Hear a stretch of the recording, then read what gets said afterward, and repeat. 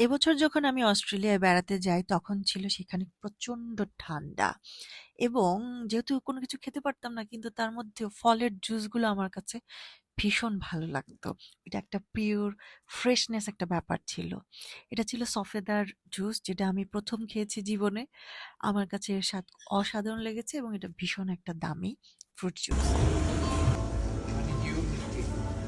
Honeydew milk tea. Okay. আমার ওখানে একটা অন্য বিষয়ে খুব মন নাড়া দিয়েছে। সেটা হচ্ছে ওখানে সবকিছুতে এরকম বরফ ব্যবহার করা হয় এবং এত শীতের মধ্যেও জুসের মধ্যে বরফ দিয়ে কি করে খায়? এটা আমার একটা প্রশ্ন ছিল সবার কাছে। একজন তো আমাকে বলেই বসেছে, এখানকার বরফগুলো স্পেশাল, যার জন্য গলায় ঠান্ডা লাগে না। রীতিমতো আমাকে বোকাই বানানো হয়েছে। তো আরেকটা বিষয় যেটা আমার কাছে লেগেছে যে সেখানে শীতের সময় মানুষ আরো ঠান্ডা বেশি খায়। কারণ জুস কিংবা বরফের এইসব জাতীয় আইসক্রিমগুলোর দাম তখন কম থাকে।